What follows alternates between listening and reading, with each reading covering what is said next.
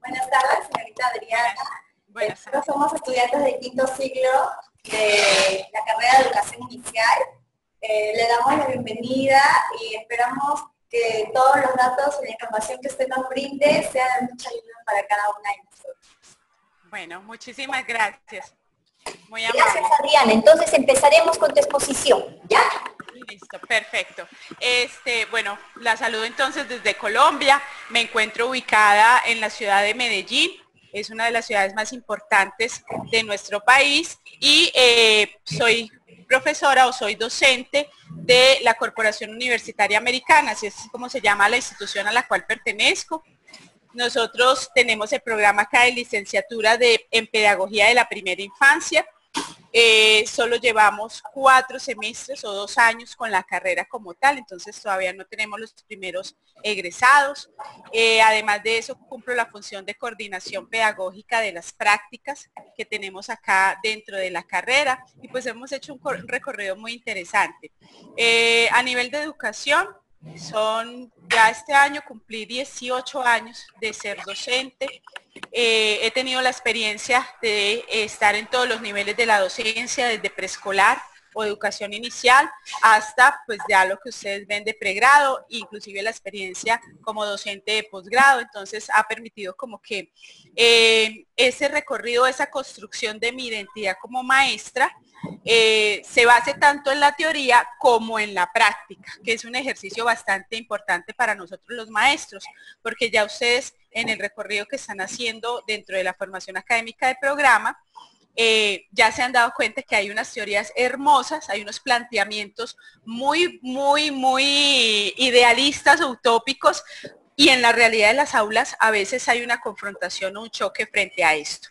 Bueno, entonces, mi formación, como lo decía la profe María del Pilar,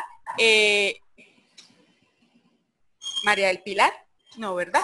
María del Rosario. María del Rosario, yo sí dije sonó raro. Qué pena, me excuso. Como decía la propia María del Rosario, de base soy licenciada en educación especial. Eso me ha dado una visión o una mirada un poco más detallada de los procesos o de los desarrollos de los niños y la formación ya a nivel de posgrado en práctica pedagógica, pues aperturó como todo este panorama. Bueno, el día de hoy la ponencia o la presentación que les traigo es acerca de las prácticas evaluativas en la primera infancia. Entonces, para ello vamos a ir alternando. Yo les voy mostrando unos elementos de la presentación que diseñé para ustedes. Voy haciendo la exposición desde los planteamientos teóricos, también desde las realidades que encontramos en el aula, y al finalizar, entonces, con mucho gusto podemos escucharnos. También me gustaría conocer esas cosas que ustedes han visto en sus diferentes prácticas, si ya están vinculadas laboralmente, qué sucede en esos ámbitos laborales, si están solamente asistiendo a los centros de práctica, qué pasa con todas estas cosas allí. Bueno, entonces, la presentación como tal se denomina las prácticas evaluativas en la primera infancia.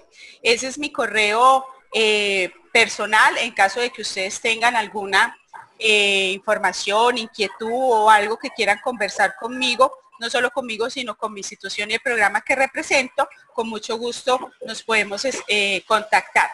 Entonces, el primer planteamiento del que surge esta ponencia es desde qué fundamentos se configuran las prácticas evaluativas del maestro en la primera infancia. Se hace referencia a este elemento teniendo en cuenta unas experiencias que nosotros acá dentro del programa hemos venido desarrollando y están basadas en torno a los elementos de qué sucede cuando yo voy a las prácticas en la institución o en el centro de práctica donde a mí me asignan, qué sucede cuando yo tengo que poner en práctica en mis planeaciones o ya en mis vivencias dentro del aula esos elementos que yo he observado en mi maestra cooperadora. Nosotros acá a las maestras que cumplen la función de supervisar las prácticas en los centros, les denominamos maestras cooperadoras. Entonces, ha sido muy diverso las percepciones que las estudiantes han tenido dentro de esos elementos que configuran no solo la práctica evaluativa, sino también la otra parte que lo engloba todo, que es la práctica pedagógica. Entonces, el discurso que tienen esos maestros de primera infancia, el saber pedagógico sobre el cual se fundamentan todos estos elementos, y este aspecto que es neurálgico dentro de esos procesos de formación, que es la evaluación, que muchas veces está concebido o el maestro refleja que es un proceso que es completamente paralelo a todo el proceso de formación que se está dando. En este momento tengo una pregunta. ¿Se está viendo la presentación o me estoy viendo yo? Sí, estamos viendo la presentación y también te estamos viendo. Sí, Adriana. Listo. ¿Es simultáneo? Adriana, sí, me regalas unos segundos, voy a poner parlantes para que se escuche mejor. Ok, me indica entonces para continuar hablando. De acuerdo.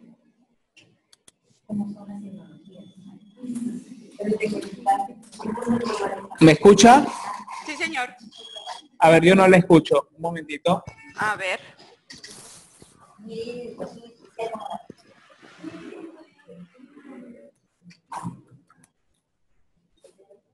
¿Me escucha? Sí, señor. Ah, ya. Ahora sí yo me escucho. Ok, perfecto. Entonces puedo seguir proyectando la diapositiva. Igual ustedes me siguen viendo, ¿verdad? Sí, Adriana, sí. Ok, perfecto. Bueno, entonces, avanzado desde la pregunta inicial, que es la que motiva todo esta construcción teórica con elementos de propuesta investigativa, entonces comenzamos por mirar que dentro del recorrido que se ha hecho, con una muestra de docentes que son parte de nuestros centros de práctica, hemos encontrado que estos discursos evaluativos o estas prácticas evaluativas se configuran desde varios elementos. Un primer elemento muy fuerte en lo que es la educación de la primera infancia, educación inicial o educación preescolar, ya les voy a hablar un poco de eso, cómo es la propuesta en Colombia, es lo subjetivo. Nos hemos encontrado con que el maestro conceptualiza y pone en su práctica todo el elemento de evaluación desde la subjetividad.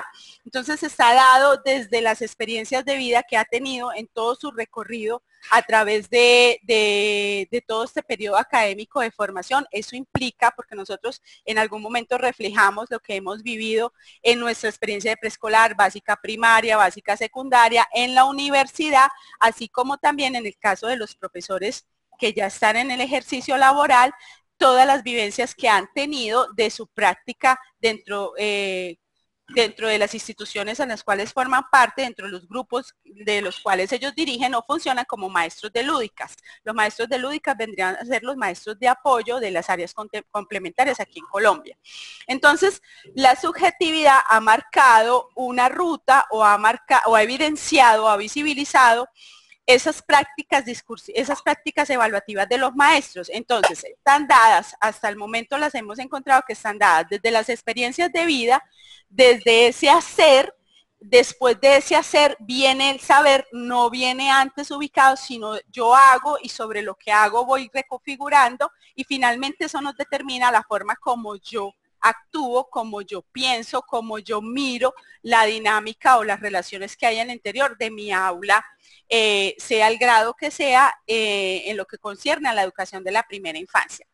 Entonces, en un trabajo de unas historias de vida, realizamos el siguiente recorrido a través de unas entrevistas, grupos focales con algunos de esos maestros que les nombraba de primera infancia, que son parte de los centros de práctica con los que tenemos convenios aquí en la universidad. Entonces encontramos unas categorías. La primera era esta que ya les estaba haciendo referencia, entonces todo lo que tiene que ver con la parte de subjetividad. Dentro de esa categoría encontramos que para los maestros la evaluación digamos que se centra o se minimiza a la configuración de un término como tal. La evaluación es una afirmación, es un acto de verdad absoluta, irrefutable. Lo que muestra la evaluación es lo que realmente se debe tomar en cuenta. Ya les voy a hablar desde las diferentes posturas. La evaluación la explican desde eso que yo opino, desde eso que yo tengo en mi cabeza, desde esa idea o desde esos imaginarios sociales. Desde ahí explico y organizo la evaluación como tal. También se encontró que para la mayoría de estos maestros de primera infancia, la variable del error es una parte fundamental de estas prácticas evaluativas que hay que visibilizar. Entonces, para muchos de ellos, lo que prima es el error que se obtuvo de esa a raíz de la implementación de ese instrumento de evaluación, y desde ahí yo empiezo a generar unos elementos de juicio. Encontramos una segunda categoría que tenía que ver con los instrumentos de evaluación que utilizan estos maestros. Por lo general estamos utilizando los instrumentos tradicionales. Entonces los maestros se basan o hablan de instrumentos de evaluación. Entonces mencionan los cuadernos de los niños como evidencia del hacer. Inclusive los papás también tienen una marcada presencia allí, porque es el papá que en el discurso, cuando estamos conversando con él, nos dice: oye, el niño no hizo nada. Entonces, papá, ¿por qué el niño no hizo nada? Entonces, porque es que en el cuaderno no trabajaron. Entonces, si no hay una evidencia en el cuaderno, para los constructos de los papás, la mayoría de los papás, es sinónimo de no se trabajó, el día no se aprovechó. Entonces, para los maestros es un fuerte instrumento de evaluación el hecho de trabajar o recoger notas a través de los cuadernos. Las exposiciones, aunque hablamos de primera infancia, igual hay muchos centros educativos, hogares infantiles, centros de desarrollo infantiles, preescolares y jardines infantiles aquí en Colombia, que tienen, de acuerdo a sus modelos pedagógicos, unas muy buenas propuestas, y dentro de ella está toda la parte de las exposiciones o las de socializaciones desde pequeñitos. Obviamente, pues todo esto va enmarcado en la edad y los temas que ellos manejan, dependiendo del nivel o el grado donde están ubicados, pero son unas experiencias que, observadas en los centros de práctica, han sido maravillosas, han sido muy buenas. También hay unas estructuras. Colombia se rige por los resultados de las pruebas saber. En primera infancia todavía no están establecidas, pero como las primeras se presentan en tercer grado, el colegio sí da la continuidad de la formación desde preescolar. Desde allí se inicia la propuesta de irlos ambientando en la estructura de estas pruebas para que los resultados se puedan ver mejor o ser más favorables cuando ellos ya lleguen a estos otros grados donde ya empieza a aplicarse. Los talleres, las observaciones, las sustentaciones, las evaluaciones escritas son una constante dentro de las prácticas de los maestros de primera infancia. Otro de los elementos tiene que ver con la exclusión. Fue una de las categorías que también encontramos muy fuerte allí. Entonces, en esta categoría hay mucha concepción del maestro o mucha postura teórica del maestro desde la evaluación como una forma de exclusión. Entonces, evidencia o marca las dificultades de los niños en el grupo. Es un elemento que va a valorizar o a categorizar a los sujetos o a los individuos que tienen allí. Esta exclusión marca el no logro de los objetivos, evidencia las incapacidades que tienen esos estudiantes, aunque estemos hablando de una primera infancia.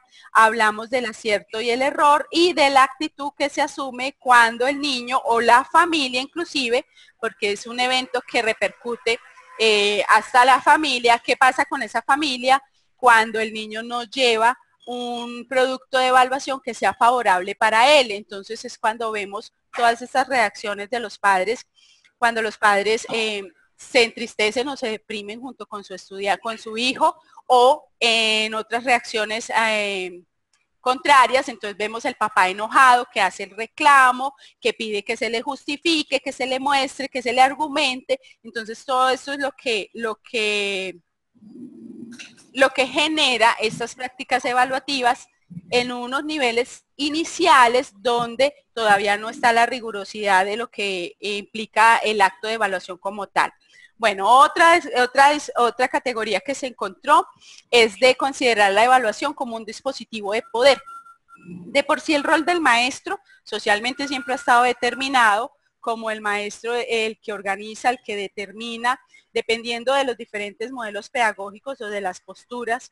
Hemos venido trabajando desde ese maestro que era el centro de todo el proceso para darle paso al niño como centro de todo el proceso, y estas últimas posturas donde nos dicen, no, todos somos parte, todos somos centro, ¿verdad? Entonces, todavía persiste en los maestros esa idea de yo soy el maestro, yo tengo el poder.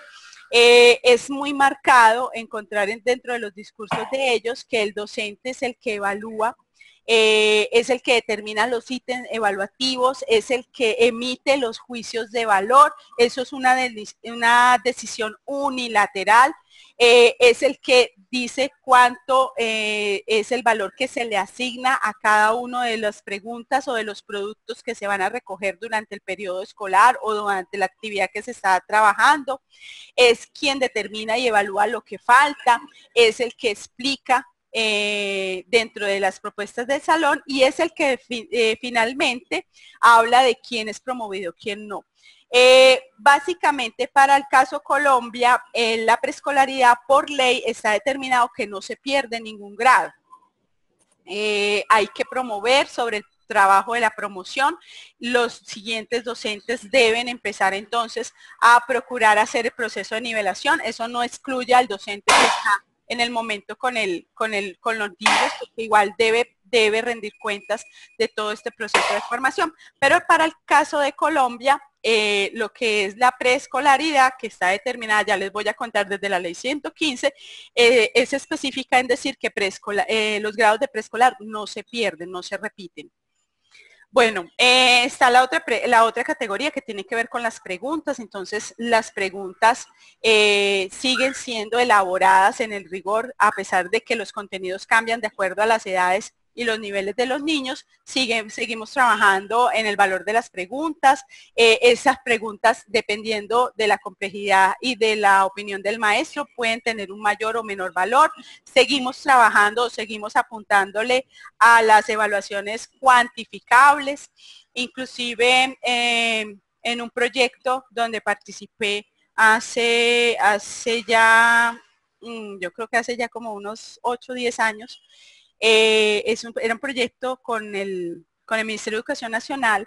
Realizábamos unas visitas por varios departamentos de Colombia, varias ciudades, y teníamos que hacer una triangulación de información. Estábamos mirando cómo había sido el proceso de apropiación de un decreto que se llama el 1290, Sistemas Institucionales de Evaluación de los Estudiantes, y teníamos que triangular información, qué pensaban o qué escalas de evaluación o qué construcción de esos sistemas hacían las instituciones, qué opinaban los estudiantes y qué decían los padres de familia. Muy repetitivo, muy marcado, que tanto los estudiantes como los padres de familia piden a gritos sistemas de evaluación o sistemas de notas cuantitativos.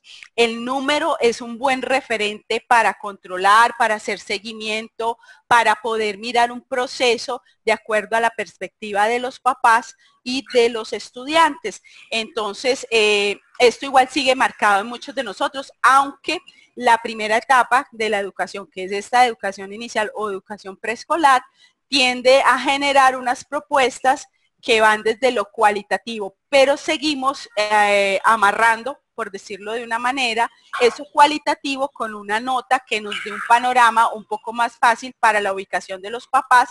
En el caso de los niños en primera infancia, pues es más complicado, pero los papás sí necesitan como ese referente para poder saber, comprender más fácilmente el proceso de su hijo.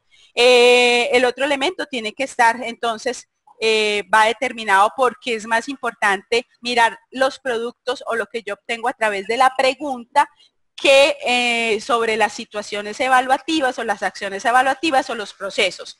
Y pues lo que ya les estaba comentando hace un rato, que debido a la medición de calidad del país, tenemos establecidos unas pruebas estandarizadas, me imagino que en Perú también las deben tener, que son las pruebas saber. Entonces tenemos pruebas saber en el grado tercero, en el grado quinto, en noveno de la básica secundaria y en el grado 11, que es el grado donde se termina la formación del bachiller. Para los egresados de las carreras o de los programas profesionales están las pruebas Saber Pro. Entonces, a través de estas pruebas estandarizadas nacionales es que se empieza a movilizar toda la medición de calidad del sistema educativo colombiano. Eso pues como para que tengan un poquito más claro el panorama. La siguiente categoría tiene que ver con el conocimiento. Entonces, las evaluaciones en función de la categoría del conocimiento tienen que reflejar que el estudiante o el niño domine el tema. Priman todavía los procesos de memorización del estudiante. El error no se toma como la construcción a partir de donde puedo yo arrancar para reorientarme o para profundizar o avanzar, sino lo toman todavía como el error, como ausencia del conocimiento. Se sigue haciendo como una especie de entrenamiento de estructurar las respuestas elaboradas para que el estudiante de alguna manera mecanice las formas de dar resultados y obviamente pues está toda la parte de la explicación de la temática. Bueno, eso en cuanto a todo lo que encontramos, a las categorías de todos los discursos de los maestros en los diferentes eventos donde pudimos recoger la información, pues eso básicamente es lo que sale a la luz. ¿Qué se determina entonces en función de esto? Es claro que ese discurso evaluativo del maestro está marcando una posición. Inconsciente o conscientemente, ese maestro de primera infancia tiene una postura epistemológica, ya les voy a comentar un poco eso, pero esa posición que el maestro adopta nos está diciendo o nos está mostrando esas condiciones de utilización de la evaluación, o sea, yo maestra, ¿para qué realmente me sirve la evaluación? Y eso me lleva a que yo regule, a que yo normalice, a que yo encauce el grupo o los niños o los sujetos, hablando en términos facultianos, los sujetos que yo estoy evaluando. Eso quiere decir que yo en un momento determinado, consciente o inconscientemente, vuelvo a repetir, yo inclusive clasifico, etiqueto, señalo o excluyo a los estudiantes que tengo dentro de mi mismo grupo. Bueno, al respecto entonces, traje una frase que me parece que es muy pertinente para esta primera parte y es una frase de el filósofo francés Michel Foucault. Él nos dice que el discurso, una vez hecho de práctica, es capaz de constituir la subjetividad de los sujetos, lo que se piensa como una manera particular a través de lo cual o donde el sujeto realiza el trabajo de pensarse a sí mismo, pensar lo otro y finalmente pensar los demás. ¿Qué quiere decir esto? A mí me gustó mucho esta imagen. Me pareció que era una imagen bastante pertinente porque es todo eso que yo tengo guardado, ¿verdad?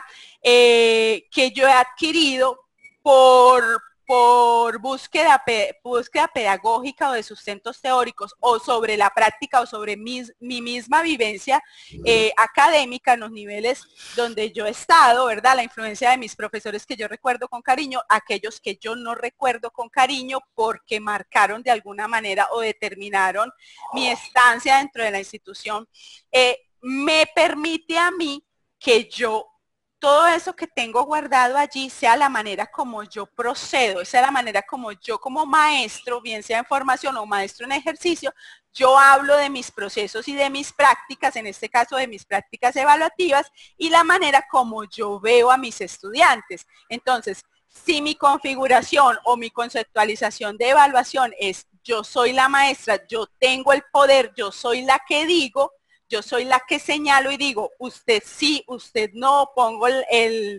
lo que ya está mandado a recoger de venga y califico con color rojo, venga, le pongo la carita feliz o la carita triste. Entonces, todos esos elementos son los que yo pongo en práctica en mi aula y cuando usted llega de visita a una de mis aulas o a la de esos maestros, todo eso que usted va a encontrar le va a dar a usted el panorama, le da la lectura del tipo de maestro que usted tiene frente y qué concepción o cómo entiende la evaluación y de esa manera es como él arma todo ese clima dentro de la institución. Aunque es claro ver que sobre todo en la etapa de educación inicial o en la etapa de primera infancia y preescolaridad, los ritos que corresponden a los procesos evaluativos, estoy hablando entonces de cuando usted ya llega en la primaria o en la básica secundaria, usted dice vamos a hacer un quiz, vamos a hacer una prueba, los estudiantes en la mayoría de los casos ya saben que deben estar deben ubicarse individualmente,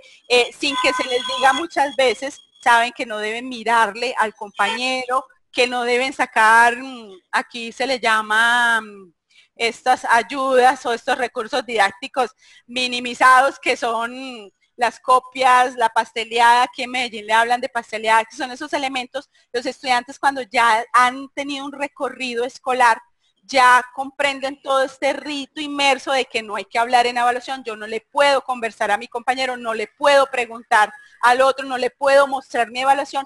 En esta primera infancia, en la etapa de educación inicial o de preescolar, es algo que todavía no está instaurado. ¿Por qué? Porque eso lo instauramos nosotros como adultos. Porque nosotros somos los que tenemos toda esta conceptualización y todo este proceso del rito en la evaluación.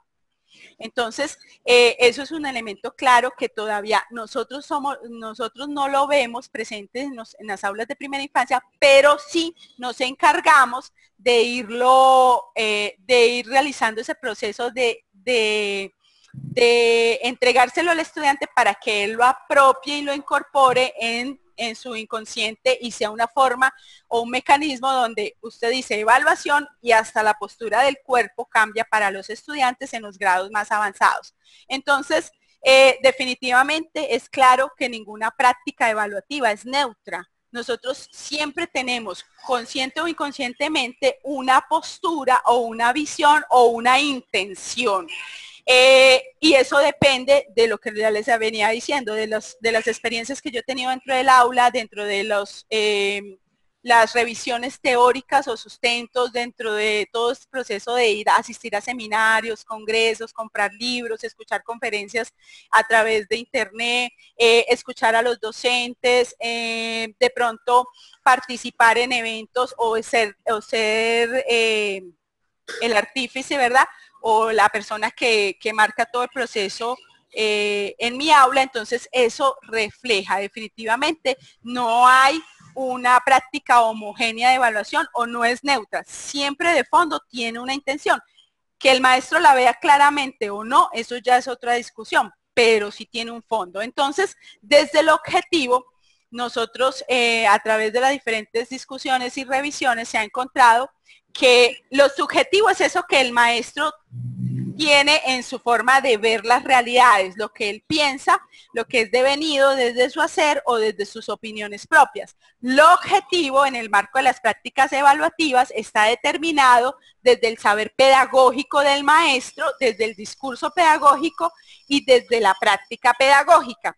En este sentido, entonces, hablamos de un saber pedagógico que tiene que ver con todos esos elementos que el maestro responsablemente tiene que tener en su haber. Estos son los elementos de formación que ustedes van recibiendo en estos espacios dentro de la universidad, ¿verdad? Estos espacios académicos donde usted está teniendo toda una variedad de tendencias, de teorías, estamos en esta carrera de relatividad del conocimiento, entonces lo que antes era clásico ver a nivel de pedagogía, en este momento han surgido otras corrientes, otras tendencias que nos muestran otras realidades, todo el proceso que se ha devenido desde el trabajo de las ciencias de la educación y cómo nos aportan a nosotros para hacer una lectura más contextualizada o más global, más profunda de los procesos y de las relaciones que vivimos dentro de las instituciones educativas. Eso configura toda la parte del saber pedagógico. Para el maestro es determinante. Si yo tengo claridad en mi saber pedagógico, yo voy a saber hacia dónde apunto, yo voy a tener la claridad y voy a ser muy precisa en los elementos que yo configuro dentro de mi aula. Entonces, dentro de ese saber pedagógico, el saber como tal es abstracto desde los planteamientos de Foucault y desde los planteamientos del Grupo de Historia de Prácticas Pedagógicas de Colombia, que es un grupo de investigación pionero para nosotros en el país. Es un grupo de docentes pedagogos como tal, que han hecho un trabajo bastante interesante. Muchos de ellos son parte de la Universidad de Antioquia aquí en Medellín, y entonces ellos nos decían que el maestro tiene que saber para dónde va, tiene que tener la claridad. El saber por sí es inmaterial, el saber no se consigue en ningún lado, pero empieza a materializarse, a visualizarse a través del discurso. Entonces, el maestro que tiene el saber pedagógico claro es el maestro que cuando usted lo oye hablar, es el maestro que le da los sustentos, las explicaciones, no solo desde lo teórico, también lo combina con lo práctico, porque la experiencia de vida o la experiencia de muchos de nosotros como maestros de los diferentes niveles puede validar o puede dar una lectura más real de planteamientos pedagógicos que de pronto en el momento histórico en que fueron diseñados o planteados, fueron muy innovadores, pero para la realidad que nosotros vivimos con nuestros niños o con nuestras familias o la sociedad en donde estamos inmersos, ya no nos da respuesta. Entonces, eso que yo sé, lo voy a expresar o lo voy a visibilizar a través de mi discurso. Eso diferencia a muchos de nosotros como maestros. Finalmente, entonces, eso que yo hablo, que llega a organizar mi espacio pedagógico, que llega a organizar mi acto pedagógico como tal, eso se refleja y se ve en la práctica pedagógica. Entonces, allí es donde empieza uno como a observar estos elementos de esos estudiantes que a veces van a los centros de práctica nos dicen, profe, a mí me da la impresión de que mi maestra cooperadora a veces está como improvisando, diera la impresión de que ella no prepara la clase. O hay unos que dicen, profe, la maestra trajo tal cosa y traía ya el material hecho y no sé qué hizo y la actividad fue buenísima. Entonces, eso realmente, esa lectura en esos comentarios que ustedes hacen cuando llegan de tener esas interacciones en los centros de práctica, lo que nos muestran es eso, nos están dando una lectura muy, muy palpable de ese acto, de esa práctica, de eso que yo hago, cómo está reflejando lo que yo digo y cómo está reflejando lo que yo tengo de claridad en mi cabeza. Entonces, esos elementos deben ser muy puntuales en el maestro. En el caso de ustedes que están en formación, son los elementos que les van a dar las bases para cuando ustedes ya estén en el ejercicio docente como tal. Bueno, ustedes me dicen si voy muy rápido, si vamos bien hasta allí. Profe María del Rosario. ¿Me ves, Adriana? Señora. Aló. Ya, sí. ¿Te faltan todavía diapositivas por pasar? Sí, señora. Seguimos nomás para que después ya te hagan las chicas las preguntas, ¿ya? Listo, perfecto. Usted me dice si hacemos un intermedio ahorita para algunas preguntas y luego avanzo, o si avanzo y ya empezamos ciclo de preguntas. ¿Qué quieren, chicas? Avanzar y al final las preguntas. Listo, perfecto. Bueno, entonces, la práctica evaluativa desde los planteamientos de Elisa Spauskowski, desde los planteamientos de Jimeno Sacristán y desde los planteamientos de Ángel Díaz Barriga, que son personajes muy fuertes en cuanto a la producción de conocimiento en lo referente a las prácticas evaluativas, ellos no en estos mismos términos, pero ellos determinan o sí coinciden en 3 elementos fundamentales para el maestro de cualquier nivel, no solo de primera infancia. La práctica evaluativa como tal, entonces, tiene 3 componentes fuertes. El primero es el epistemológico, que está relacionado con eso que les hablaba hace un momento del saber, el discurso y la práctica pedagógica. Yo tengo que tener la claridad de dónde surgen las cosas que yo estoy desarrollando, implementando, ¿verdad? En la formación o en la educación de esa primera infancia. Entonces, esas claridades epistemológicas son fundamentales. Lo otro es que yo tengo que tener claridad que el acto evaluativo, la práctica evaluativa, tiene un componente político. No estoy hablando o no hago referencia a tendencias partidistas, ¿sí? Entonces no vamos a hablar de derecha, izquierda, el partido yo no sé qué, el partido de tal denominación, el partido de este color, el partido del otro color, no. Estamos hablando de ese componente político que tiene una intencionalidad, es la intencionalidad del maestro. Es eso que yo en mi claridad epistemológica entonces doy como la intención o la meta, lo que yo persigo detrás de la evaluación. En ese punto la política se asume o la vamos a abordar desde esa óptica.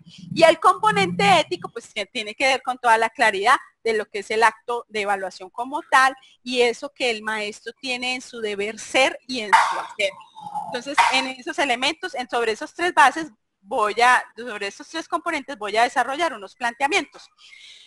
Como estamos en una búsqueda, ¿verdad? Como maestras de primera infancia o de educación inicial, entonces nos hacemos unos primeros cuestionamientos epistemológicos. Estos van en el orden epistemológico. Lo primero es tener una claridad en esa concepción de primera infancia que nosotros tenemos.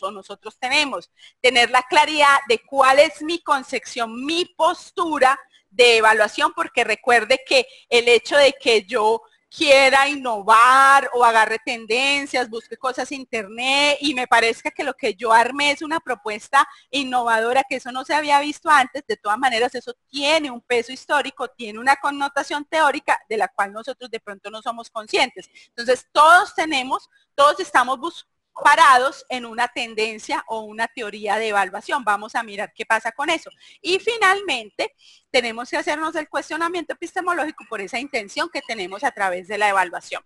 Bueno, para el caso de Colombia, voy a devolverme entonces.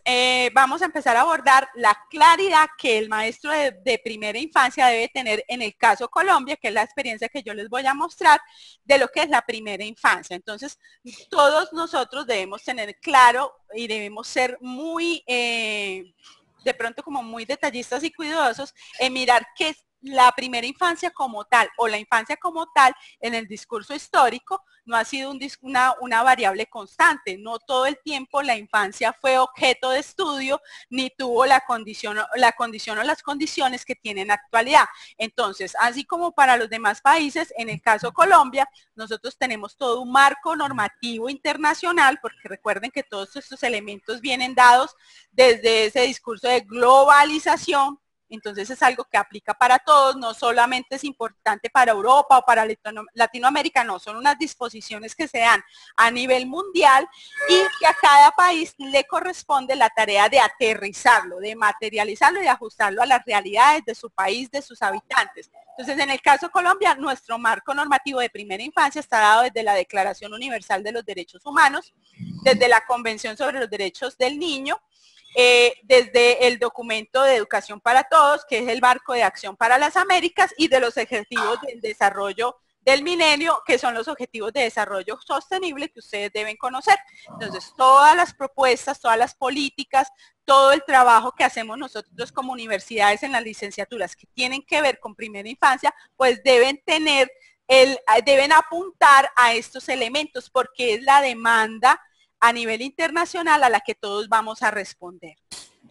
En el caso Colombia, entonces, todo este discurso de objetivos de desarrollo sostenible, de todo de los derechos humanos, los derechos del niño, aterrizan a través de unas instituciones. Entonces, todos esos saberes y esos enunciados se materializan en unas instituciones que son las que van a velar y garantizar. En el caso de nosotros, tiene que ver con Ministerio de Educación Nacional, que es el que regula toda la propuesta de los sistemas educativos, con Bienestar Familiar, que es la institución que vela por el cumplimiento y la garantía de todas esas disposiciones que hay a nivel legal para la infancia aquí en Colombia. Estamos determinados por la Constitución Política. En el 91 tuvimos la reforma, donde empezaron ya a aparecer todos estos elementos que tienen que ver con las infancias.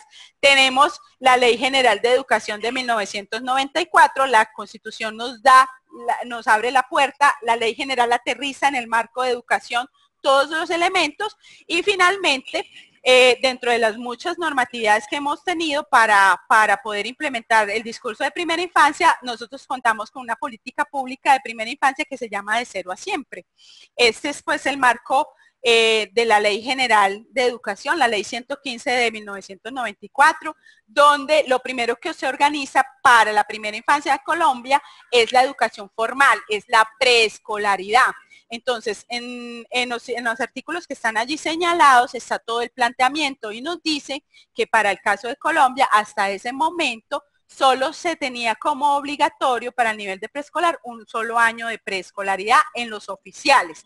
En este momento han surgido otras demandas, otras negociaciones por parte de los sindicatos de maestros, por parte de otros decretos y resoluciones, donde nos dicen que ya los colegios, además obligatorio, solo grado transición, que es el grado anterior a pasar a primer grado, pero ya se abre el espacio para que los colegios también tengan niveles como jardín o prejardín.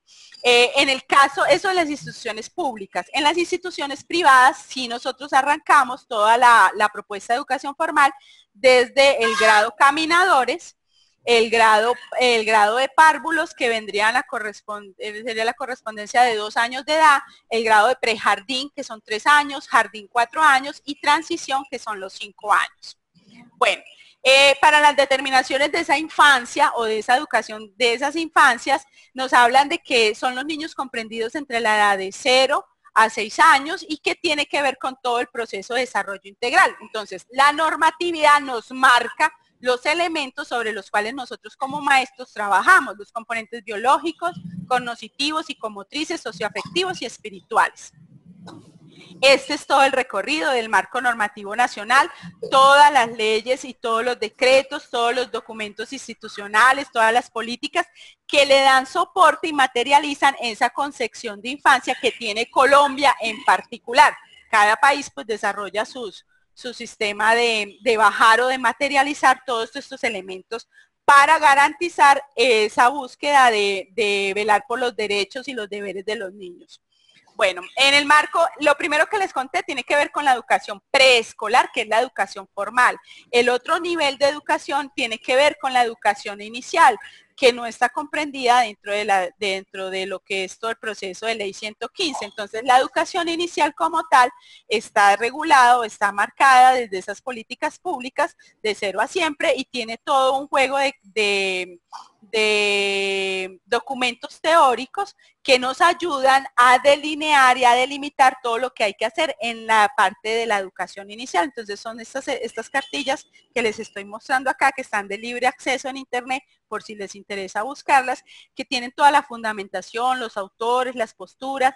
Trabajan la educación inicial, la trabajan desde los ejes del juego, el arte, la literatura, la exploración del medio. Son unas propuestas bastante interesantes para todo lo que tiene que ver con esa primera infancia aquí en Colombia. Bueno, finalmente, para el caso de Colombia, uno de los documentos importantes para nosotros es el COMPE 109 y es el documento que nos recuerda que todos somos corresponsables de la formación o de la educación de esa primera infancia. Es responsabilidad del Estado primero, luego de la sociedad dentro de la cual entramos nosotros como escuela y luego de la familia. O sea que todos tenemos que dar cuenta de esos procesos que se lleva con la primera infancia. Esto es un elemento, es una cita textual de un documento de la UNICEF donde hacen una afirmación bastante devenida de esos discursos económicos, porque la primera infancia y todo el proceso educativo no está pensado desde el maternalismo, desde el cuidado, desde el amor, sino que también tiene unos fines económicos. Entonces dice, invertir en estos primeros años de vida es una oportunidad con amplios márgenes de ganancias a futuro, no solo a nivel económico, sino a nivel social también. Entonces, desde estos planteamientos epistemológicos, donde el maestro empieza por tener la claridad en lo que es la primera infancia para que esté ubicado en sus propuestas, viene entonces el otro elemento que tiene que ver, bueno, yo soy maestra de primera infancia, yo estoy formando, estoy educando, ¿verdad?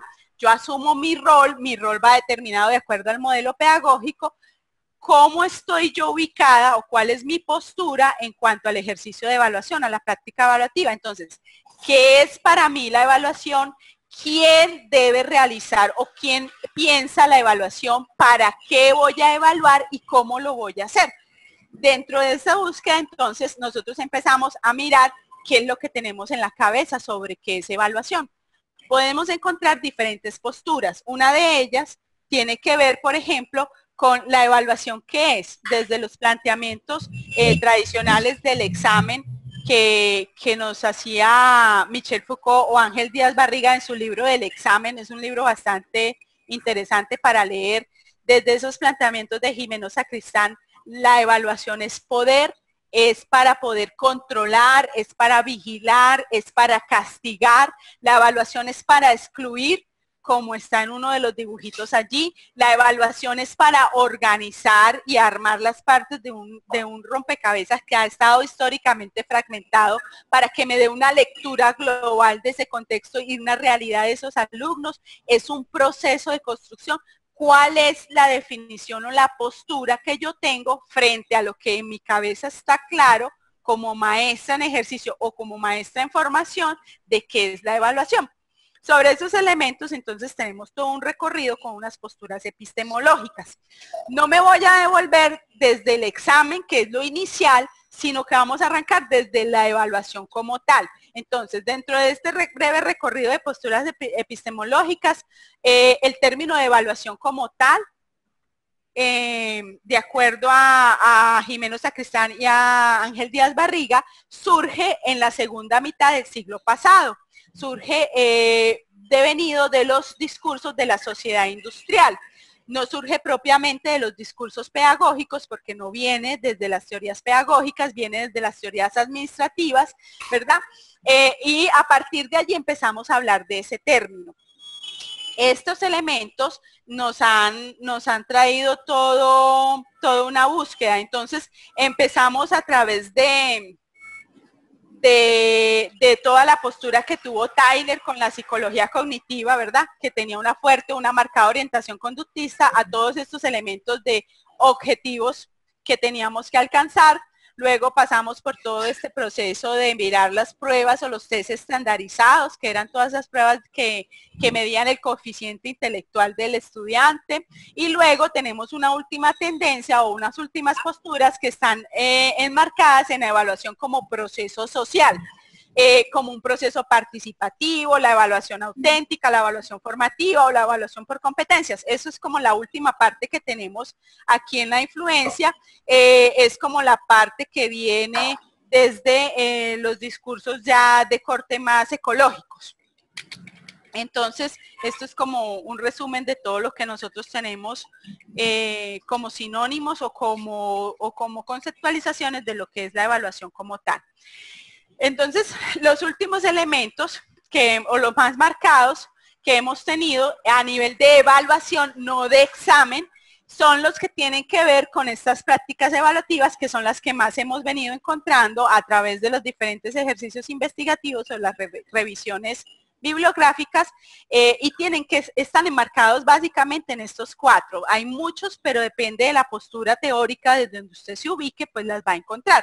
Uno de ellos, o uno primero, tiene que ver con las prácticas evaluativas o las evaluaciones de los aprendizajes, que es toda esta tendencia que surge a partir de las corrientes de psicología, ¿verdad? Ellos son los que nos hablan, hablar de aprendizaje como tal, no es un discurso propio de la pedagogía, porque el discurso propio de la pedagogía es el de la enseñanza. La psicología nos dice es desde el aprendizaje y nos da todas unas teorías que son las que ustedes ya deben haber trabajado en las diferentes asignaturas y son las que vienen a organizar una fuerte tendencia dentro de lo que es la evaluación. Entonces es todo lo que está ubicado o es todo lo que nos dice que son unas prácticas que se reducen a la confección, aplicación o interpretación de datos. Obviamente le estoy hablando desde ciertas posturas, no todos los autores tienen la misma definición, entonces nos dice que el aprendizaje o lo que yo evalúo a través de la evaluación del aprendizaje como tal son los productos que obtengo. Adriana, disculpa la interrupción. En 5 minutos vamos a comenzar con la sesión de preguntas. Listo, bueno.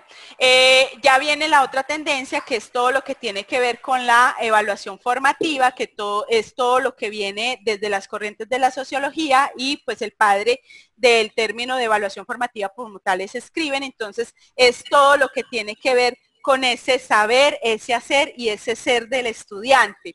Es esa concepción de que se parte del error para aprender, entonces ya el error no es para señalizar o para juzgar, y evidencia todo lo que es la multiplicidad de esas situaciones de aprendizaje. El maestro no ofrece solo una situación de aprendizaje, sino una multiplicidad para poder observar el proceso como tal. Aquí me salto la enseñanza-aprendizaje y les hablo de esta última tendencia, que es la evaluación auténtica. Esta evaluación auténtica es la que me dice que yo debo hacer unos instrumentos o debo diseñar unas formas de evaluación que me den respuesta a lo situacional, al contexto, a los conocimientos previos, a la comprensión de esos nuevos conocimientos, a esas estrategias que el estudiante muestra o pone en práctica para resolver algo. Entonces, realmente es una evaluación que nos muestra los desempeños. Hasta el momento, en lo que les he planteado, no doy una tendencia para decir esto es lo ideal, esta es la respuesta, por este camino debemos irnos, porque ya viene, eso es una decisión del maestro, ¿verdad? En su autonomía o dando respuesta al modelo pedagógico de la institución donde labora, que va a determinar en cuál de estas posturas es que se ubica para los ejercicios de evaluación. Luis, cuénteme cómo voy de tiempo. ¿Ya terminamos? Sí, profesora Adriana. Ahorita vamos a proceder con las preguntas. Vamos a hacer 3 a 4 preguntas que van a formular las estudiantes. Sí, señor, listo. A ver, por favor, acércate para que la profesora pueda escuchar mejor. A ver. Acá. Sí. Ahí nomás. Ahí formulan. Para que te vea también. Buenas tardes, mi nombre es Hola. Gracias. Le quería preguntar, no entendí muy bien si acá en el Perú, las escuelas públicas en el nivel inicial no utilizamos cuadernos. Y quisiera saber si en Colombia los niños llegan a utilizar cuadernos.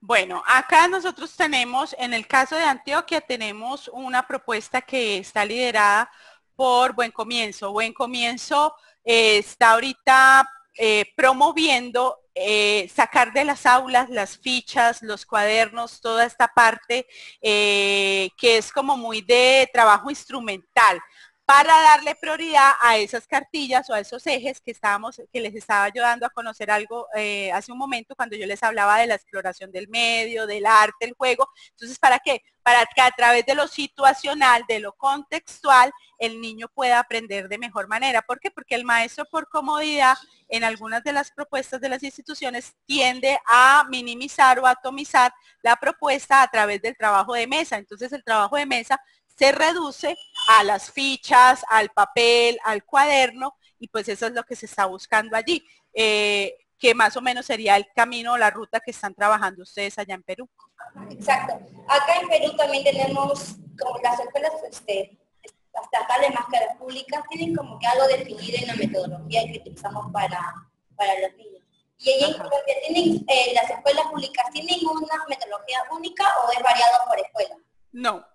Aquí el Ministerio de Educación nos dice que las instituciones educativas tienen autonomía para construir su proyecto educativo institucional. El proyecto educativo institucional es la carta de navegación de cada colegio y de acuerdo a la realidad de la población, de la ciudad, del contexto, entonces los colegios o las instituciones educativas pueden adoptar los modelos pedagógicos que son los que van a marcar como el derrotero o la ruta del perfil del maestro, del alumno, las formas de enseñanzas, pero en ese sentido sí hay como una autonomía, entre comillas, denominémoslo así, y lo que se busca es, por ejemplo, en la diversidad que nosotros tenemos en nuestra geografía, las condiciones o las características de lo que es toda la población costera es muy diferente a la región andina. Entonces, establecer un único método de enseñanza o un único modelo de aprendizaje, de modelo pedagógico para las instituciones,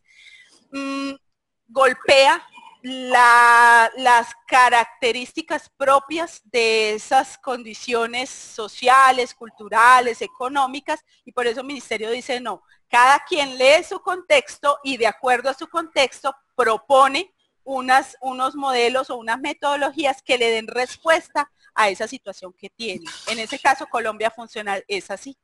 Muchas gracias, secretaria. No, gracias a usted por la pregunta. Ahí, pues, espérate para que te vea, Carlita.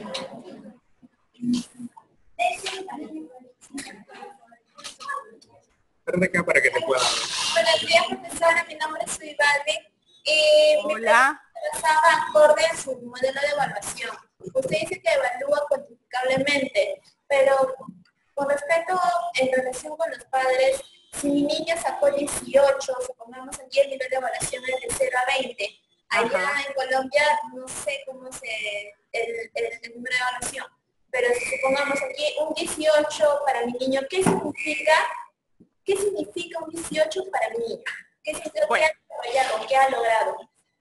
Listo, entonces, a ver, para educación preescolar o para primera infancia no hay determinado unos lineamientos que nos digan cuáles son las escalas de valoraciones. En ese aspecto, cada institución puede asumir escalas de valoración cuantitativas, cualitativas o mixtas. Muchas instituciones abordan o se van por la línea de las mixtas, entonces vendría a hacer algo como la explicación que usted está pidiendo. Yo genero una nota, ¿verdad? Un número, y ese número tiene unos desempeños o unos indicadores que dan cuenta de la diferencia de ese resultado. Eso vendría a establecer por qué, por ejemplo, tiene 18 en el caso de ustedes en Perú, en el caso de nosotros Colombia, hay escalas que van desde hasta el número 5 como nota máxima o hasta el número 10 dependiendo de algunas ciudades. Entonces eso, en los indicadores o los criterios de evaluación, ¿verdad? Con que la institución está trabajando, darían cuenta de la diferencia de por qué sacó 18 y no sacó un 19, por qué sacó 18 y qué pasa si hubiese sacado un 17 en esos elementos cualitativos que usted me está pidiendo. Ya a nivel de básica primaria en adelante, el decreto 1290 a nosotros para lo que es de primer grado hacia arriba, nos determina que Colombia trabaja con un sistema, una escala nacional de evaluación. Nuestra escala es cualitativa. Ministerio de Educación dice, la escala para toda Colombia va desde el desempeño bajo, luego pasa a un desempeño básico, un desempeño alto y un desempeño superior.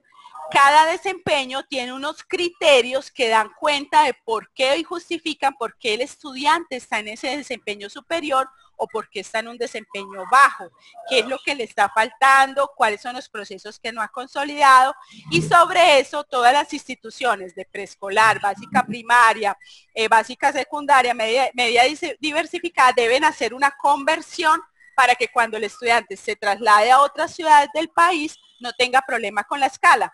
Entonces, por ejemplo, yo tengo a mi hijo en transición, en preescolar, en la ciudad de Bogotá o de Cúcuta, y me voy a mudar para una ciudad como Medellín. En la institución donde yo tenía a mi hijo, lo evaluaban de 1 a 5. Resulta que la institución donde me vengo yo a Medellín trabaja con la escala de ministerio, habla de desempeños. Entonces, las instituciones deben proveer una escala de equivalencias para que, no importa el lugar donde usted se desplace, continúe en el grado al cual fue usted promovido y la otra institución que lo reciba entienda las condiciones donde usted está ubicado en su proceso de aprendizaje o en su proceso de formación.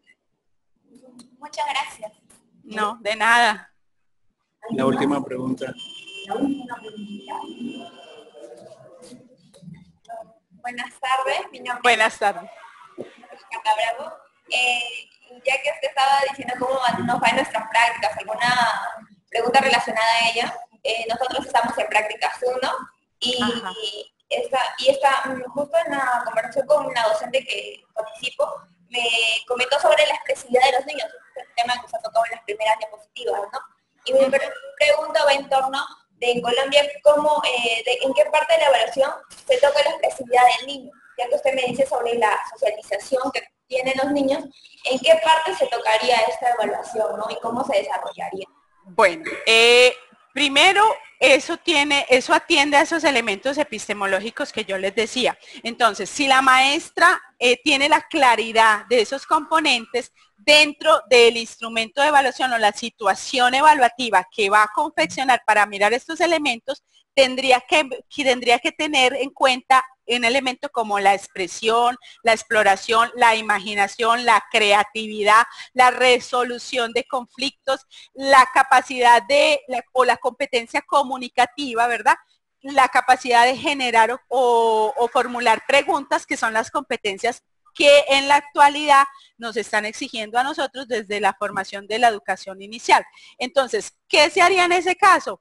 El maestro tendría que tener la claridad de qué es lo que quiere evaluar. En ese caso tendría que estar enfocado en procesos de expresión corporal, ¿verdad? Como usted me lo está diciendo, o de pronto en ese componente de arte, de juego. A través de eso, ¿qué voy a mirar yo? ¿Qué voy a observar? Entonces tendría que tener unos elementos o unos instrumentos de evaluación que me lo permitieran hacer. ¿Por qué? Porque si yo no tengo la claridad en los criterios que voy a evaluar, puede ser que yo termine observando o recogiendo información de algo que no tiene que ver con el proceso que yo tenía como prioridad. Entonces, es fundamental. En el caso de, por ejemplo, las formas de expresión del niño, particularmente me parece que las rúbricas, las matrices de evaluación, las listas de cotejo nos dan unos buenos instrumentos para poder diseñar la situación de evaluación. Es decir, si es situacional, si es contexto, si estoy dándole respuesta a mi concepción de evaluación desde las teorías ecológicas, entonces yo ya no diseñaría un instrumento para aplicarle, sino que yo podría diseñar situaciones de aprendizaje o situaciones en contexto que me permitan evaluar individual o colectivamente eso que yo quiero hacer. Pero sería fundamental que el maestro tuviera claridad en qué elementos de la expresión, en qué tipo de expresión quiero yo evaluar el niño para que cuando diseñe el instrumento realmente me dé respuesta a eso que yo quiero determinar. Muchas gracias. Adriana, gracias. Señora, no. ¿Qué hora es ahorita en Colombia? Aquí en Colombia son las 2:10. Ah, ya, bueno, somos adelantados una hora, ¿no? Ah, no, casi la misma hora. ¿Por qué? ¿Qué hora tienen ustedes allá? 2:15. Ah, ok. 15, ¿ya? Antes de despedirnos, quiero presentarte a Liliana Muñoz, que es nuestra vicedecana de la Facultad de Educación. Ajá. Que también es profesora de educación inicial. Ok.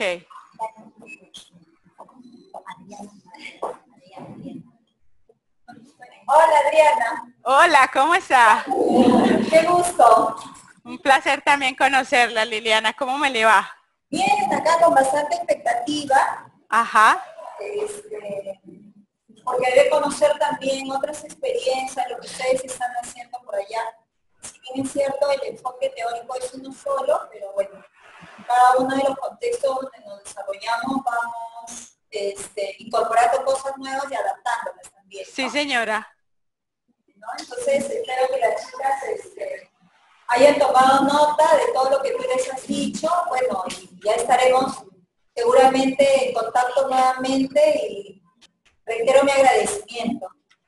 No, gracias a ustedes. Yo ya le había expresado a la profesora María del Rosario que nos parecía pues una forma de entablar unos lazos académicos que me parece muy productiva, me parece que puede dar muchos frutos. Al igual, dentro del programa no solo estoy yo a disposición para hacer este tipo de encuentros académicos, sino también hay otros docentes que manejan otras áreas del conocimiento, ¿verdad? Otros saberes disciplinares que también podemos aprovechar, así como en algún momento ya le extendimos la invitación a la profe María del Rosario para participar en un evento que nosotros tenemos semestre a semestre, que es el Seminario Nacional de Práctica Pedagógica.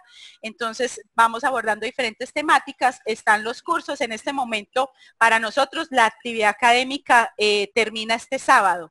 Ya las estudiantes salen porque cerramos semestre, viene el periodo de vacaciones y la primera semana de agosto volvemos a comenzar el segundo semestre del año. Pero también está toda la disposición para que podamos mirar y conversar acerca de pronto qué proyectos investigativos podríamos abordar, no tanto entre nosotros como docentes, sino también con con los estudiantes, qué intercambio a nivel de semilleros podemos hacer. Y no, yo creo que hay muchas cosas para explorar. Así es, ¿no? Me parece bien la idea de que de repente más adelante podamos incorporar a los estudiantes también, que ellos intercambien lo que van aprendiendo, experimentando, ¿no? Sí. Sería una riqueza excelente. Sí, inclusive a nivel de intercambios ya formales como tal, también podríamos hablar con las instancias que corresponden a ambas instituciones y pues ya mirar todo lo que tiene que ver con pasantías y todas esas cosas. Yo creo que ahí vamos, este es un primer paso. Y yo creo que se van a poder construir cosas muy interesantes. Ustedes tienen unos discursos interesantes también para nosotros y pues no, la realidad de Perú a la realidad de Colombia, pueden haber muchas cosas en donde coincidimos, pero también hay muchas diferencias a nivel cultural, político sobre todo. Nosotros hemos tenido una marcada tendencia de unos elementos de guerra interna que han determinado muchas de nuestras formas de ser y de actuar a nivel de educación, a nivel de sociedad. Entonces yo creo que todas esas cosas las podemos empezar a intercambiar y a conocernos allí.